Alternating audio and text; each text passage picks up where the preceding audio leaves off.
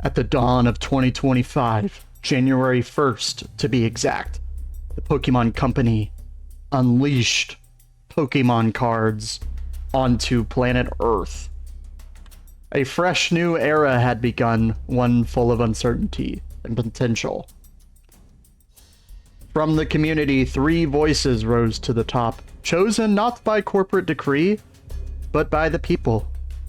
By you, the subscribers, the collectors, and the scumbag investors like myself. They became the new Triumvirate, Nostalgianomics, Pokey Profit, and Pokey Oz. Each offered bold predictions, each claimed a vision for where the sealed market would go at this time. Together they stood at the forefront of the empire's rise. Now months later, we look back to where it all began.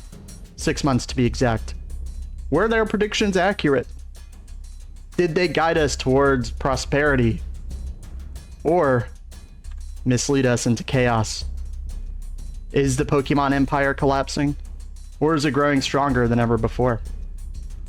Let's go look at the videos from then and have some takeaways for what they were saying at that time. All right, dramatic music off. Welcome back to the channel. My name is Chuck. Appreciate you being here. Today we are doing a little bit of a look back, as we kind of described in the intro of this video. The reason why I chose these 3 creators is because they're the 3 creators that have the most overlap with my channel. If you're subscribed to me, you're probably subscribed to either one or all 3 of these guys. And this isn't a video like hating on any of them. I enjoy all of their content for what they are. And I appreciate anybody who can get on the internet and share and voice their opinions, even in this crazy hobby. So yeah, today we're just looking at going back to January 1st, when Pokemon cards were invented, and seeing what some of the bigger creators were saying, right? To start, we have Nostalgianomics. So Nostalgianomics is one of the biggest creators in the space. I think he has like 30k subs at this point, which is wild. He, unlike the other 2, owns a business, essentially. He does rip and ships pretty frequently. He has distribution access. You probably already know this. But my point being is, I think there's a little bit more financial incentive for him to not be bearish on the hobby, and that makes sense. And I think when you're consuming content on the internet and you're watching creators give their opinions, of course, it's not financial advice. It's not, because ultimately you make your own decisions, but you should understand why people are saying things, what their convictions are, what their positions are, just so that you have a little bit of transparency and a little bit more clarity in your own decision-making process. So to start, I went back to all their channels, pulled a few videos around that January 1st time. It's not going to include all of them, but I just picked a few just to chat. The first is this video talking about, on January 4th, the hype around prismatic evolutions. It's a common theme in this video. It was a crazy time. Pre-orders were so expensive. I think you could get ETBs for like 120. PC ETBs were like $300+. Nothing was even released. The set came out a couple weeks later, on January 17th, I believe. And yeah, I think in this video he was just talking about the hype around prismatic, the potential for the set. There is a huge supply shortage at that time, which kind of made sense. But really what happened over the few months was that some of that was held back and then released in bigger box stores. So we have more information than we did now. Bots reading up product. This is true. This was the first set to introduce Master Balls in English, as far as I'm aware, from Japanese like 151. So he was saying that was like a huge impact on the product. He made a point that like if you have a pack that has a high value, a high set value, which at the time it was like over 8 grand, which has now come down to under 6. You know, at $15 a pack, the value is there, which kind of makes sense. And I think that's something that makes sense for him to say as a rip and shipper. Now, to the average investor, I would not advise buying any packs above MSRP. Typically, there's going to be exceptions. You're going to have maybe a different mindset on that. But if you're, especially if you're new to the hobby, just buy MSRP or lower. So I understand his point, but you know, I think again he's incentivized to say that to some degree, and that's okay because he's not like he's lying about it. He does mention to hold off and look for opportunities in the future. He does mention that there are waves, essentially, or restocks of product that gets created and then kind of trickled out, which so far seems to be accurate. And that for a set like this, rip and shippers will keep the pack price high. So far that has been true, even with the Costco reprints. Prices did come down to below $100. Now they've rebounded a little bit. And I think rip and shippers are going to continue to keep prices high. So whether you disagree with rip and shippers or not, which I do disagree with rip and shippers. I will never rip and ship. I understand why people do it. They make a shitload of money. Regardless, it's going to keep, you know, supply and demand, the equilibrium a little bit different because so much supply is getting eaten up and it creates way more demand. He does wish product will be cheap so that he can buy it cheap to, you know, to sell in the future. At some point, demand will come down is ultimately where he landed. He made another video about on December 30th, so a couple days before the new year, about Pokemon Go. I think he was doing like a rip and ship. This was like a clip for a viewer talking about the set. He ended up pulling the Mewtwo, which I guess is pretty cool, but I think if you know Nostalgianomics, he's always liked Pokemon Go. I mean, Pokemon Go was a big moment for Pokemon demand in general. We saw a huge spike, and a lot of those consumers of the game actually came to the cards and they stuck around. So this was like 2016-ish. This was a huge moment for modern Pokemon. So I think he bought a decent amount of Pokemon Go, and he probably sold off a lot of it. But for me, as an investor giving advice on what I look forward to buy and sets, I can't recommend buying Pokemon Go.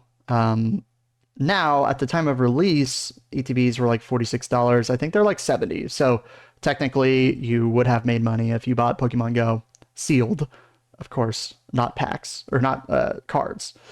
You know, he's a little bit nostalgic about it. It's cheap and fun to open, which is understandable. You know, if you have kids, that's cool, right? He is unsure about investability. He does mention that you are better off putting money in other products, which I completely agree. It's a big theme of this channel is, you know, you can always set and forget, but like we want to try to maximize our ROI. So yeah, I mean, posting a video about Pokemon Go, like I get it. You know, you're making content, you're ripping, shipping, but it kind of does give out a message that to a viewer that they should buy Pokemon Go because it's fun to open. He's ripping it for you on stream, and a lot of people value that. But yeah, just be careful with things like that.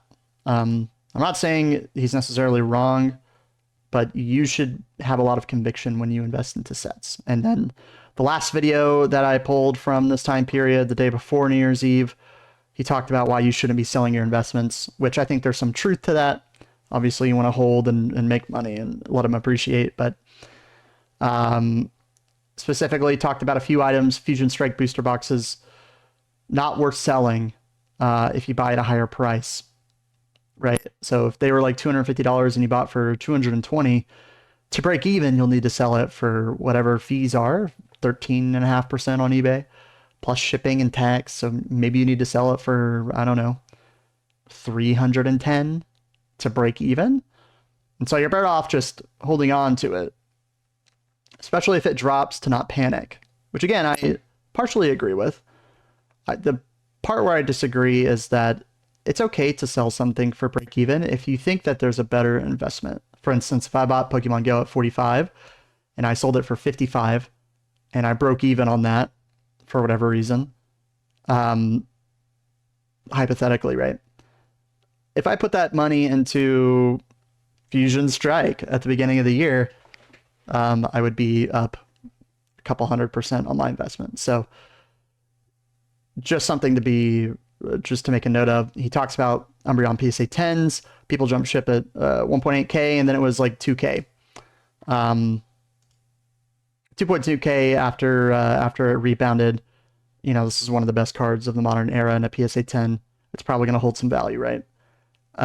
We typically say cards go down, and I do believe it will probably go down at some point in the future. But right now it's selling for 2.5, 2.7K, somewhere in that range. So he was right about that, but at the same time, you could have had a higher return investing in sealed.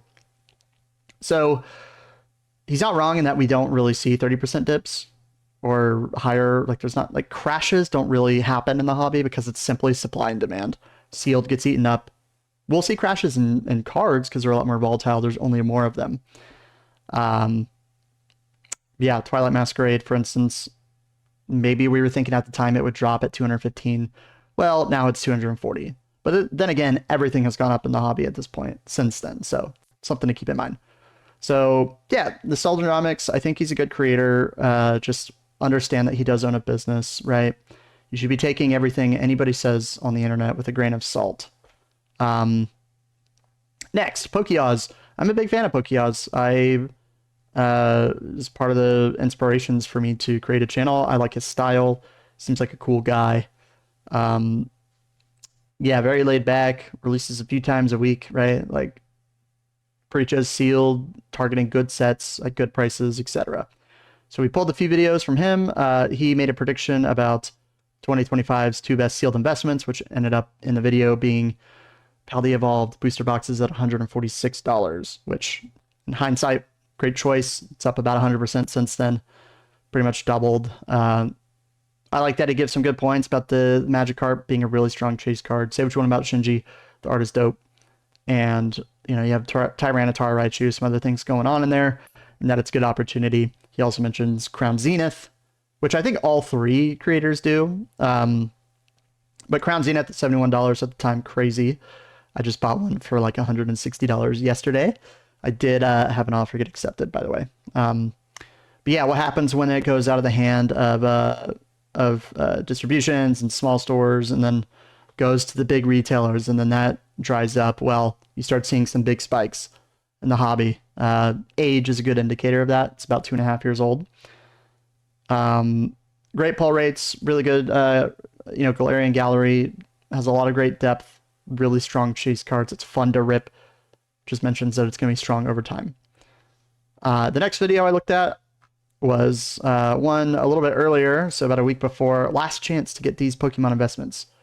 He talks about all of the booster box, the latter half of Sword and Shield boxes having a really good potential to increase in price because they're going out of the actual TCG rotation. If you know the letter, every once in a while Pokemon phases out sets within the rotation of the actual trading card game. So he mentions the latter half, we're starting to rotate out Crown Zenith as well. And just talking about some of the price action that we can gain from that. The last video that I'm looking at for him is just a video about him talking about sealed, you know, pack prices, sealed Pokemon products, and 2025, and he goes on to make a bunch of predictions specifically in this video. You know, talking about Sun and Moon being really expensive, getting harder to be liquid as time goes on, which definitely makes sense. Prices out a lot of average investor collectors, so to speak. Multiple $1,000 boxes isn't going to be in everybody's wheelhouse. We all have different reasons to buy, but that, yeah, it's pretty expensive unless you're like a true collector. Made some predictions about some set prices, so latter half Sword and Shield, as well as some early predictions for Scarlet and Violet, some of the earlier sets. So 600 Fusion, we're past that. 1500 Evo Skies, we're well past that. And he was being aggressive in these predictions, which is funny. Just speaks to the the strength of this market. Crown Zenith 150. It's we're past that now. I just spent 160. Lost Origin 500. I think we're still ahead of that. Brilliant Stars 350, obviously. Paldea Evolve 230. Again, being aggressive. 300, 280. Crazy. Scarlet and Violet base 150. We are at what, 210, something like that. Wild. So yeah, Pokey Oz, great creator. Seems like a good guy. Very laid back. Encourages you to have your own conviction. So I appreciate that. The last creator I chose who has a lot of overlap in my space, Pokey Profit, a lot more like investor, like call kind of focused. So very much about like the numbers, the growth, the potential, dollar cost averaging, long-term viability, etc.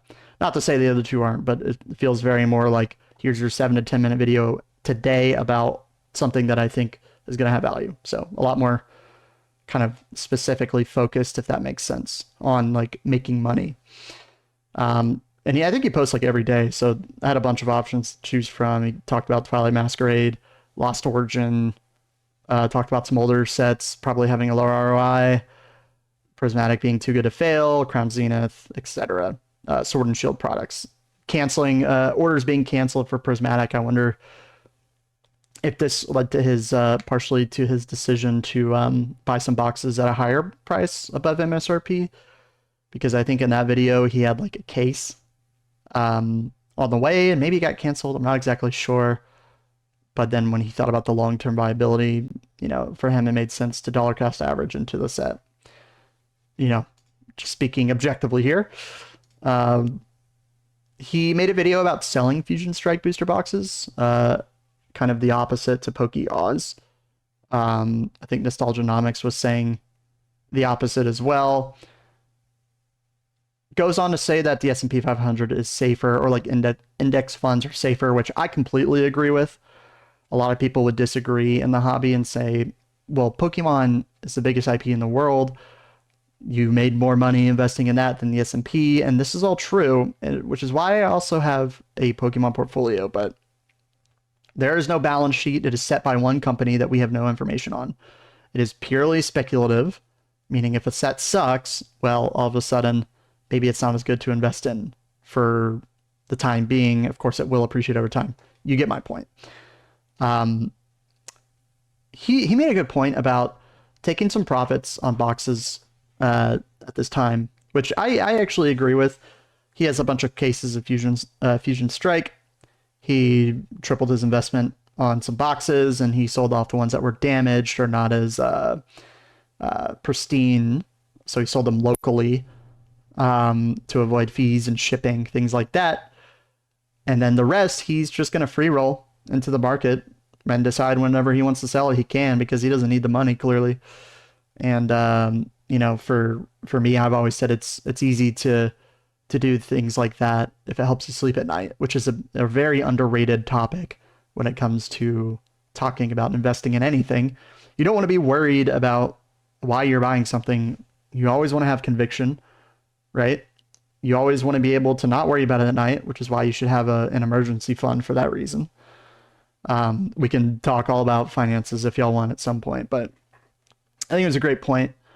And then he just talks about some of the Prismatic hype, Team Rocket hype, wanting to get pre-orders at MSRP.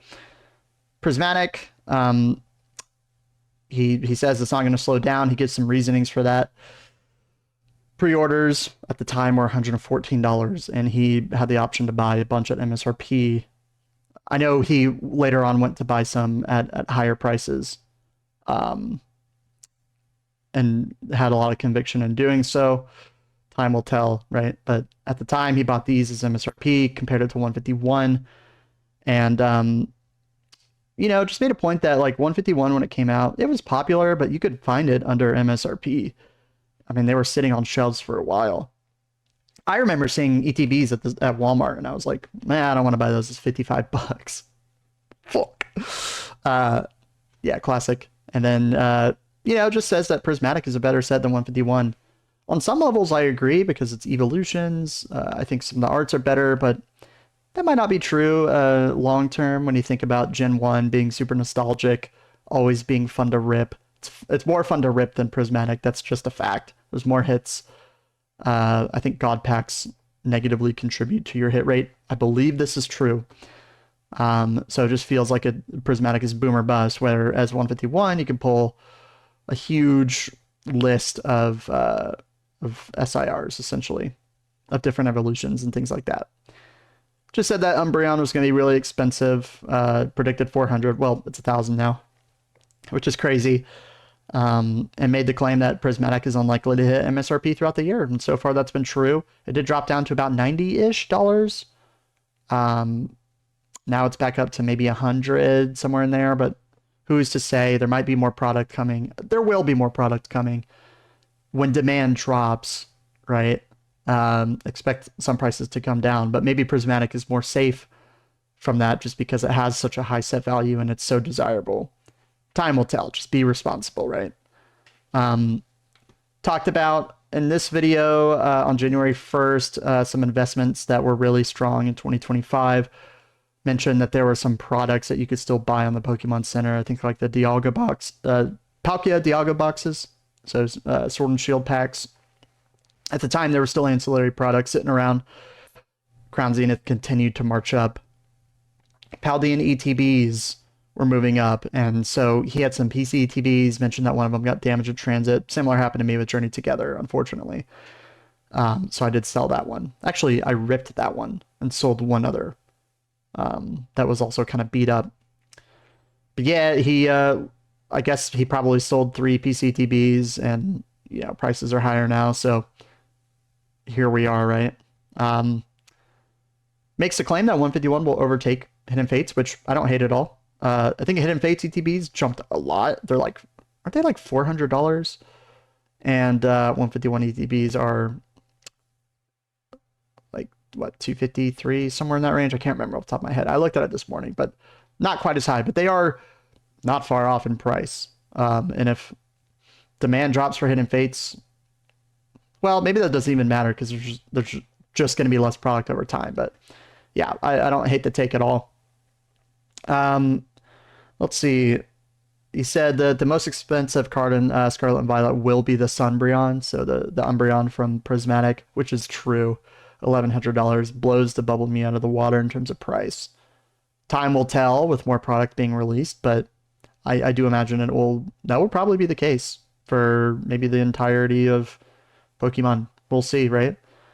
And then I actually did one more video just because he made so many, talking about lessons to be applied to Prismatic.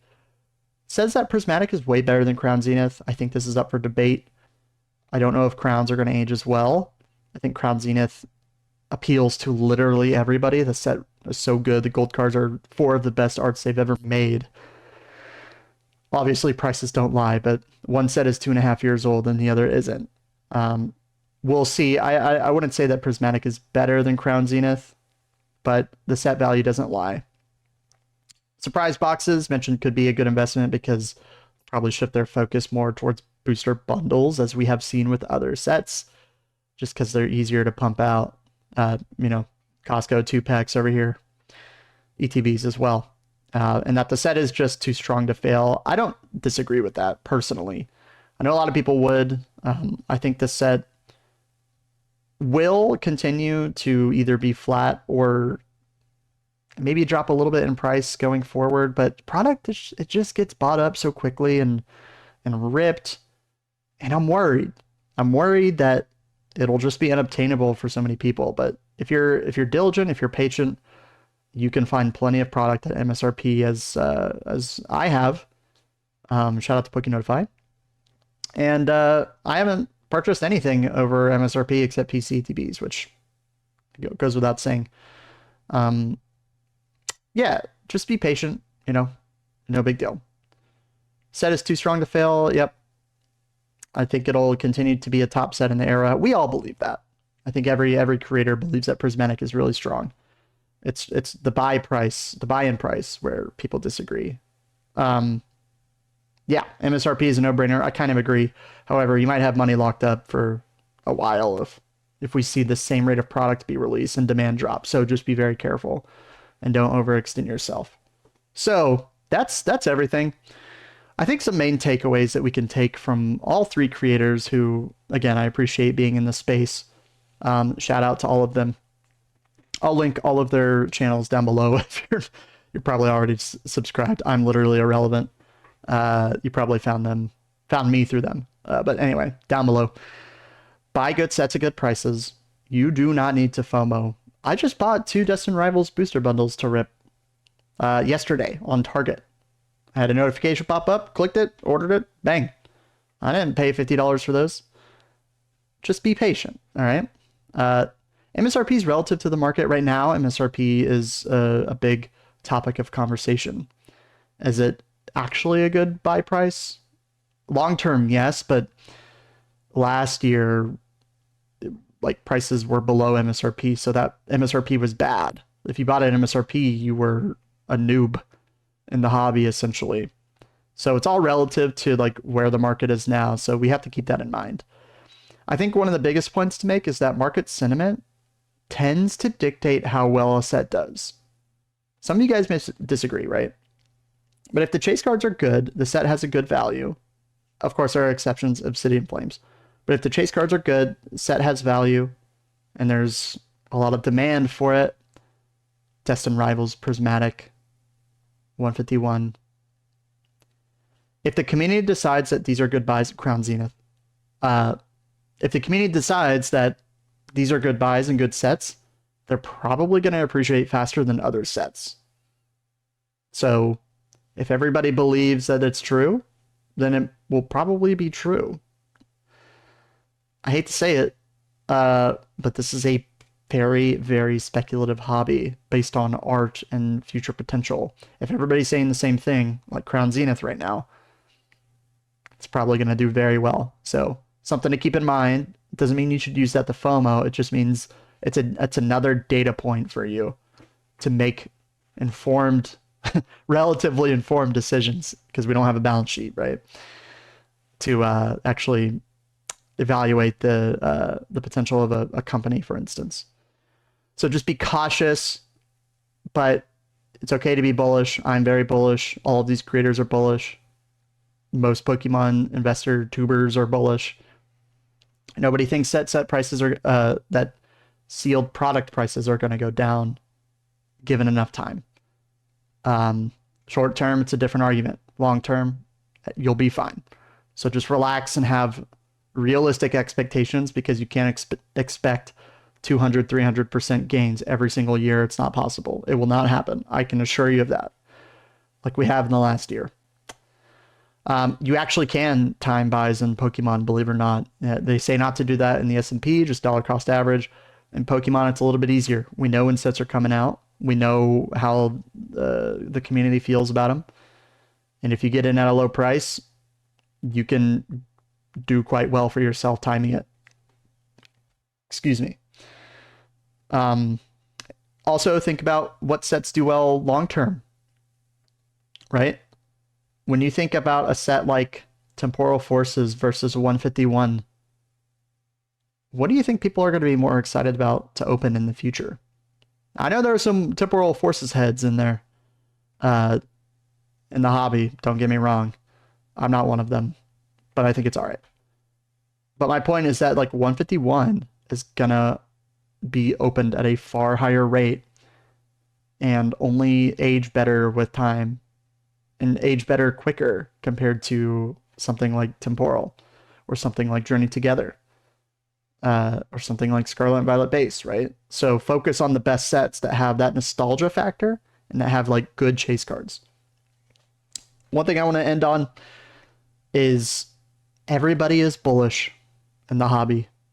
You know, we can talk about what people are doing in the short term, criticize, agree, all of that, right? At the end of the day, we all believe in the hobby. We all believe in it as an investment vehicle, given enough time. So just make informed decisions, right? As best as you can. Don't FOMO. Try not to be emotional. It's impossible because it's subjective. Art and cardboard you're going to have some emotion be involved, especially if you can't get product, etc. But just try to separate yourself from that. Take all the data points from all the creators in the space. There's many other ones that are a lot bigger than me too. It goes without saying. But it tends to be an echo chamber. And sometimes that's a good thing, and sometimes that's a bad thing. So, as time goes on, we all want to evaluate where we are in the market, evaluate our own headspace. Just keep that in mind. Enjoy your life, live your life. In this hobby, we always think about the next set, the next thing, the next price point. It's good to take a step back every once in a while. Good opportunity is this summer, just enjoy your time, enjoy your friends, enjoy your family. Work on yourself, chill, breathe. Everything's all right. So, yeah. Appreciate y'all watching up until this point. Shout out to all these creators. Appreciate everybody's perspective. Yeah, guys. Thank you for watching. I will see you in the next one. Peace.